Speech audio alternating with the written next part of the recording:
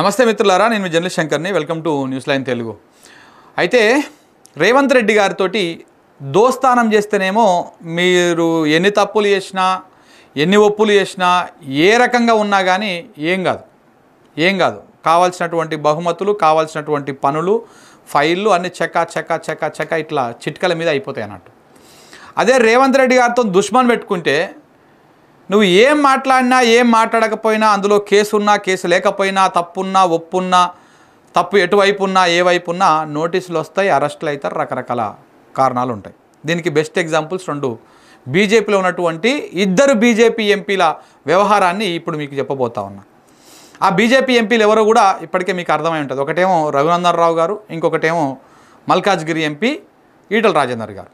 ఈ ఇద్దరు రాష్ట్ర ప్రభుత్వంతో ఒక ఆయనేమో అలాయి బలాయి చేసుకొని అచ్చకలు పుచ్చకలు చేసుకొని అన్నీ కావాల్సినటువంటి కార్యక్రమాలు, అటు మీరు ఈరులు సూరులు రేవంత్ రెడ్డి తోపు తురుము అని చెప్పేసి పొగుడుకుంటూ వాళ్ళ మంత్రివర్గాన్ని భూభారతి అద్భుతం ఆహా ఓహో అని చెప్పేసి పొగుడుకుంటూ ఆయనకు కావాల్సినటువంటివన్నీ కూడా ఆయన చేసేస్తూ ఉన్నాడు.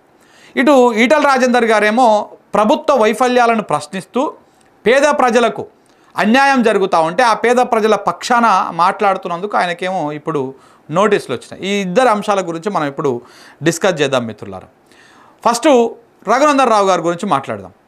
రఘునందన్ రావు గారు ఆయన ప్రభుత్వం, కాంగ్రెస్ ప్రభుత్వం ఏర్పడిన కానుంచి ఆయన బీజేపీలో ఎంపీగా గెలిచిండు, కానీ కాంగ్రెస్ ఎంపీ లెక్కనే బిహేవ్ చేసిండు. మొత్తం కాంగ్రెస్ ప్రభుత్వం మీద, మరీ ముఖ్యంగా రేవంత్ రెడ్డి గారి మీద ఈగగా దోమ కూడా వాలనీయాలి, అటు సైడ్ కూడా ఓనియాలి. రేవంత్ రెడ్డి గారు ముఖ్యమంత్రి అయిన తర్వాత ఆయన ప్రధానంగా ఆయన చెప్పుకుంటున్నటువంటి అద్భుతమైనటువంటి పనులల్లో హైడ్రాను ఒకదాన్ని ఏర్పాటు చేశారు. ఆ హైడ్రా ఏర్పాటు చేసినాక ఆ హైడ్రా కొంత అత్యుత్సాహాన్ని ప్రదర్శించింది చాలా చోట్ల. ఇది మనం చెప్పే మాట కాదు, మళ్ళీ ఇది న్యూస్ లైన్ చెప్పేటువంటి మాట కాదు, ఇది ఏకంగా హైకోర్టు జడ్జే చెప్పింది ఈ మాటని. హైడ్రాకేమో ఇంత అత్యుత్సాహం ఎందుకు, దేనికోసం ఇంత ఉరుకులాట, పొద్దుగాల టిఫిన్ ఇల్లు కూలగొట్టుడే, మధ్యాహ్నం లంచ్ ఇల్లు కూలగొట్టుడే, సాయంత్రం డిన్నర్ కూడా ఇల్లు కూలగొట్టుడేనా, 6 గంటలకే పోయి ఎందుకు గులగొడుతున్నావు పేదోళ్ళ గుడిసెలను, ఎందుకు ఇది చేస్తున్నావు అని చెప్పేసి రంగనాథ్ని డైరెక్ట్గా వీడియో కాన్ఫరెన్స్లో హైకోర్టు జడ్జి గారు లెఫ్ట్ అండ్ రైట్ ఇచ్చుకున్నారు. ఆ వీడియోలు మనం కూడా చూసినాం. సో కాబట్టి అలాంటి హైడ్రాని మన రఘునందన్ రావు గారు ఆకాశానికి ఎత్తి ఇగో ఇది అద్భుతం, ఇది ఒక బ్రహ్మ పదార్థం, ఇది ఒక అద్భుతం అని చెప్పేసి పొగుడుతూ ఉంటాడు. ఇది ఎక్కడ పొగిడిండు అంటే నాగార్జునకు సంబంధించినటువంటి అన్కన్వెన్షన్ హాల్ని అప్పటికప్పుడు పోయి కూలగొట్టారు కదా, అప్పుడే హైడ్రా యాక్టివిటీ బాగా ప్రచారంలోకి ప్రాచుర్యంలోకి వచ్చింది, ఎక్కువ చర్చ అయ్యింది, బాగా డిస్కస్ చేసుకోరు చాలామంది. ఇట్లా ప్రతిసారి హైడ్రా విషయంలో వెనక వేసుకుంటూ రావడం, దాంతోపాటు మూసీ నది వ్యవహారంలో వెనకేసుకురావడం, ప్రభుత్వాన్ని ఒక ప్రతిపక్ష పార్టీ ఎంపీగా ఉన్నటువంటి నాయకుడు, దట్టు ఆయనకు వాయిస్ ఉన్నది, ఒక లాయరు, ఒక ఏ విషయాన్నైనా అనర్గళంగా ఆయన చెప్పిందే నిజమని నమ్మించేంత దమ్ము ధైర్యము, ఆ మాటల్లో వాక్చుర్యం ఇవన్నీ ఉన్నటువంటి ఒక నాయకుడు ప్రభుత్వాన్ని విమర్శించకుండా, ప్రభుత్వాన్ని సుత్తిమెత్తగా కోడికతోని కొట్టినట్టు చేసుకుంటా, ప్రభుత్వానికి ఒత్తాసు వలుక్కుంటా ప్రభుత్వం చేసేటువంటి పనులు అద్భుతంగా ఉన్నాయంటేనే అక్కడ అనుమానం వస్తుంది, ఏదో జరుగుతుంది గూడుబుట్టాని, ఏదో అవుతుంది వ్యవహారం వెనకంగా అని చెప్పేసి. ఇట్లా రేవంత్ రెడ్డి గారి ప్రభుత్వము రైతు బంద్ వేయకపోతే మాట్లాడాలి, రైతులకు నీళ్ళు ఇవ్వకపోతే మాట్లాడాలి, ఎవరు రఘునందన్ రావు గారు, రైతులకు కరెంటు ఇవ్వకపోతే మాట్లాడాలి, రైతులు ఆత్మహత్యలు చేసుకుంటుంటే మాట్లాడాలి, రైతులు పంటలు ఎండిపోయి రోడ్ల మీదకి వచ్చి ఆందోళన చేస్తుంటే వాళ్ళకి సంఘీభావంగా మాట్లాడాలి, రైతులు వాళ్ళ పంటను తగలబెట్టుకుంటుంటే మాట్లాడాలి, రుణమాఫీ విషయంలో డొలతనం గురించి ప్రశ్నించలే, ఎక్కడ గట్టిగా మాట్లాడాలి, ఒకవేళ మాట్లాడినా కానీ తూతూ మంత్రంగా చెప్పినా కదా కోడికతో కొట్టినట్టుగా, ఏదో నేను తిట్టినట్టు చేస్తాను నువ్వు ఏడ్చినట్టు చేయానా, నీకు నచ్చినట్టు చేయి నువ్వు అని చెప్పేసి ముందుగానే ఒక ఆయన అనుకొని చేసినట్టుగా ఉంది తప్ప ఎక్కడ కూడా బలంగా కట్లాడాలి. నిరుద్యోగుల పక్షాన ఎక్కడ కూడా పెద్ద బలంగా వాయిస్ వినిపించలే. ఈ అన్నింటికి ఎందుకు వినిపించలేదంటే రీసెంట్గా ఒకటి స్కామ్ బయటపడ్డది. ఏం స్కామ్ బయటపడ్డది, ఇదే దుబ్బాక నియోజకవర్గంలో చౌదర్పల్లి అనేటువంటి ఒక విలేజ్లో 176 ఎకరాల అసైన్డ్ ల్యాండ్లని ఈయన కాంగ్రెస్ ప్రభుత్వం వచ్చినాక పట్టా భూములుగా మార్చుకున్నాడు. అది కూడా వేరే వాళ్ళ పేరు మీద కాదు, ఆయన పేరు మీదకి, అలా భార్య పేరు మీదకి, ఆయన బిడ్డ పేరు మీదకి, ఇక కొంతమంది అలా బంధువుల పేర్ల మీదకి, ఇట్లా వాళ్ళ పేర్ల మీదకి భూములు మార్చుకున్నాడు. ఏది అసైన్డ్ భూములను, అసైన్డ్ భూములు బేసిక్గా పేదలకు, భూములు అనేటువంటి పేద ప్రజలకు ఇస్తారు, అవి బడుగు బలహీన వర్గాలకు ఇస్తారు. ఆ భూములని అమ్మొద్దు కొనొద్దు, కొనుగోలు చేస్తే అది నేరం.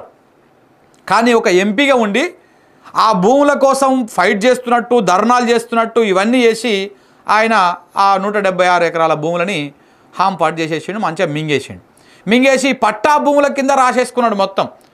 ఎవరన్నా అడిగితే ఇది బాజాబ్తా నేను కొనుగోలు చేసినా, నా పైసలు పెట్టి కొనుగోలు చేసినా, కష్టం చేసి రూపాయి కూడబెట్టుకొని చెమట ఓడ్చి నేను 176 ఎకరాల భూమి కొనుగోలు చేసినా అని చెప్పేసి చాలామందికి ఫస్ట్లో చెప్పిండు బుకాయించి.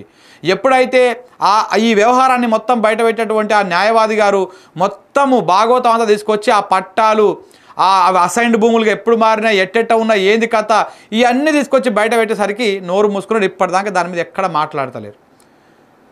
మాట్లాడతలేరు. ప్రభుత్వం కూడా ఆ 176 ఎకరాలకు సంబంధించినటువంటి వ్యవహారంలో సీరియస్గా యాక్షన్ తీసుకుంటలేదు. ఏదో స్థానికంగా ఒక కమిటీ ఏదో ఇచ్చినట్టున్నారు. ఆ కమిటీ ఏం చేస్తుంది, ఏం కాదని చెప్పేసి మా అమ్మ అనిపించేసి 1 నెల 2 నెలలు కాలయాపన చేసి విషయం అంతా ప్రజలు, media, social media, main stream media అందరూ మర్చిపోయిన తర్వాత ఏం కాదని చెప్పేసి క్లీన్ చిట్ ఇచ్చేస్తుంది. ఈయన అది అక్కడ, ఇది ఇక్కడ, రేవంత్ రెడ్డి గారు ఆయనకు కావాల్సినటువంటి ఆయనకు వస్తుంది, ఈయనకు కావాల్సినటువంటిది ఈయనకు వస్తుంది. సో ఇట్లా రేవంత్ రెడ్డి ప్రభుత్వాన్ని, రేవంత్ రెడ్డిని ఆయన మీద ఈగ వాలకుండా కాపాడుతున్నాడు. కాబట్టి ఎక్కడ కూడా ప్రభుత్వ వైఫల్యాలను ప్రశ్నించకుండా ప్రభుత్వానికి ఒక షీల్డ్ కవర్ లెక్క ప్రొటెక్షన్తో ఉన్నాడు. కాబట్టి ఆయనకు అట్లా 176 ఎకరాల భూములని అప్పనంగా కట్టబెట్టింది రాష్ట్ర ప్రభుత్వం, రేవంత్ రెడ్డి గారి సర్కార్. మళ్ళీ ఇప్పుడు సేమ్ యాస్టేజ్గా అదే పార్టీకి సంబంధించినటువంటి ఇప్పుడు ఈయన రఘునందన్ రావు గారు BJP MP, same BJP MP Malkajgiri BJP MP Etela Rajender గారు. ఈయన ఏం చేసిండు, ఈయన పేద ప్రజల పక్షాన ఆయన ఫైట్ చేసిండు. ఈ హైడ్రా పోయి రోజు నీళ్ళు కూలగొడతా ఉన్నది, దాన్ని మాట్లాడిండు, దాని గురించి ప్రశ్నించిండు. ఇదేం దిక్కుమాలిన వ్యవహారము, నీ హైడ్రా ఇళ్లను ఊలగొట్టమని ఒకరోజు స్టేట్మెంట్ ఇస్తుంది, మా తెల్లారు పోయి ఎంఆర్ఓ పోయేమో, రెవెన్యూ శాఖ పోయేమో నోటీసులు ఇస్తారు, మీరు పోయేమో ఏం దందా చేస్తున్నారా, బ్లాక్ దందా చేస్తున్నారా, ఇదేం దిక్కుమాలిన వ్యవహారము, ఇదేంటిది అని చెప్పేసి ఆయన దాని మీద గట్టిగా మాట్లాడి. అంతకుముందు మూసీ నది మీద గట్టిగా మాట్లాడిండు. 1,00,000 కోట్లు పెట్టి ఏడికి ఎట్లా చేస్తావు నువ్వు అని చెప్పేసి బలంగా వాదన వినిపించిండు. రైతుల గోస గురించి మాట్లాడుతాను. ఎంతైనా ఈటల రాజేందర్ గారు ఉద్యమం నుంచి వచ్చినోడా, బీఆర్ఎస్ పార్టీలో సుదీర్ఘంగా పనిచేసినోడా, కొంత ఆ రైతుల పట్ల, తెలంగాణ పట్ల, ప్రజల పట్ల కొంత ప్రేమ ఉంటుంది, 100% ఉంటుంది. ఆయన ఏ పార్టీలో ఉన్నా కానీ కొంత ఆ కన్సర్న్ ఉంటుంది. ఆ కన్సర్న్ తోటి ప్రభుత్వాన్ని నిలదీస్తూ ఉన్నాడు. ఈ మధ్య రీసెంట్గా కొంత గట్టిగానే ప్రభుత్వానికి సురుకులు పెట్టిండు. ఈ మధ్య ముఖ్యమంత్రిని రేవంత్ రెడ్డిని నువ్వు షాడిస్ట్ లెక్క బిహేవ్ చేస్తున్నావు, నువ్వు సైకో లెక్క బిహేవ్ చేస్తున్నావు, పేద ప్రజల రక్తాన్ని ఇట్లా పీల్చుకొని తాగుతావా, నువ్వు నీ హైడ్రా కలిసి అని చెప్పేసి గట్టిగా ఆయన ఒక వారం 10 రోజుల నుంచి గట్టిగా వేస్తూ ఉన్నాడు. దాంతో వెంటనే ఇప్పుడు నోటీసులు రానే వచ్చాయి. నోటీసులు ఏమొచ్చినాయి, ఇప్పుడు కాళేశ్వరం వ్యవహారంలో ఈయనకు నోటీసులు వచ్చినాయి. అంటే ఇక్కడ దోస్తానం చేసి ఇక్కడ ప్రభుత్వాన్ని, రేవంత్ రెడ్డి ప్రభుత్వాన్ని ఒక షీల్డ్ లెక్క కాపలా కాసుకుంటూ వస్తున్నటువంటి రఘునందన్ రావు గారికేమో 176 ఎకరాల అసైన్డ్ భూములను పట్టా చేసి మంచి అద్భుతంగా లాభం చేసి పెట్టిండు. దాని మీద ఎలాంటి అది కాకట్లేదు. ఈ ప్రజల పక్షాన మాట్లాడి, ప్రజల కోసం మాట్లాడి ప్రభుత్వాన్ని నిలదీస్తున్నటువంటి ఈటల రాజేందర్ గారికేమో కాళేశ్వరం కమిషన్ వ్యవహారంలో దాంట్లో ఆయనకు నోటీసులు ఇచ్చి ఆయన్ను కొంత ఇరుకున పెట్టేటువంటి ప్రయత్నం చేస్తారు. ఇట్లా రేవంత్ రెడ్డి గారితో దోస్తానం చేస్తే ఇట్లా లాభం అవుతుంది, దుష్మని పెట్టుకుంటే ఇట్లా అవుతుంది. అందులో ఆయన తప్పు ఉందా, ఒప్పు ఉందా, ఇవన్నీ సెకండరీ. ముందైతే బదనాం చేస్తాడు కదా, ముందు కావాల్సినంత బదనాం చేస్తారు. ఇప్పుడు రేవంత్ రెడ్డి మొదటి నుంచి చేసేది అదే. ముందు ఇప్పుడు ఫోన్ ట్యాపింగ్ కేసులా గదే జరిగింది, ఏం ఆధారం లేదు, కావాల్సినంత బదనాం చేసిరు. ఇగో హీరోయిన్ల ఫోన్లు విన్నారంట, హీరోల ఫోన్లు విన్నారంట, పెన్ల మొగన్ల ఫోన్లు విన్నారంట, నా ఫోన్ విన్నారంట, మా యామ ఫోన్ విన్నారంట అని చెప్పేసి ఇట్లా పేపర్లల్లో యాడ్లు, పేపర్లలో వార్తలు, టీవీలలో పెద్ద పెద్ద డిస్కషన్లు, ఇట్లాంటివన్నీ జరిగినాయి. దానికి దేనికి కూడా సరైనటువంటి ఆధారము, సరైనటువంటిది ఏది కూడా ఇటు ప్రభుత్వం దగ్గర లేదు, విచారణాధికారి దగ్గర లేదు, ఏది లేదు. చివరికి కోర్టు దగ్గరకు పోయి తెల్లముఖం వేసారు. ఇదే వ్యవహారంలో, కార్ల రేస్ వ్యవహారంలో, ఈ ఫార్ములా ఈ రేస్ వ్యవహారంలో కూడా సేమ్ ఇట్లనే పుంకాలుగా వార్తలు వచ్చినాయి. ఉట్టినే బదనాం చేసిరు, వదిలేసిరు, కేసు అని చెప్పేసి బదనాం చేసి అట్లా పలచన చేసేటువంటి వ్యవహారం. సో ఇట్లా చాలా వ్యవహారాల్లో ఇప్పుడు సేమ్ కాళేశ్వరం వ్యవహారంలో కూడా కేసీఆర్ ఏం తప్పు చేసిండో, లేకపోతే హరీష్ రావు ఏం తప్పు చేసిండో, ఈటల ఏం తప్పు చేసిండో వీళ్ళ దగ్గర ఏ ఆధారం లేదు. కానీ నోటీసులు ఇచ్చేసి ఒక బర్బాద్ చేయాలి, వాళ్ళని బదనాం చేయాలి. సో అట్లా ఈటల రాజేందర్ని బదనాం చేస్తున్నందుకు, మరి దేనికి ప్రశ్నిస్తున్నందుకు మాత్రం నోటీసులు ఇచ్చినందుకు మాత్రం ఇక్కడ క్లారిటీగా అర్థమైంది.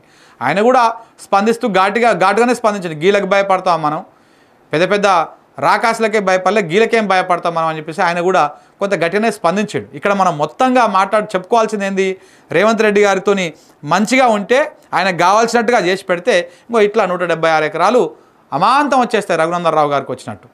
ఇట్లా దుష్మని ఇట్లా ప్రజల కోసం మాట్లాడితే ఇట్లా కేసులు అవుతాయి, ఇట్లా కమిషన్లు నోటీసులు ఇస్తాయి, రేపనాడు ఇబ్బందులకు గురి చేస్తారనమాట. ఇది రేవంత్ రెడ్డి గారి రాజకీయం.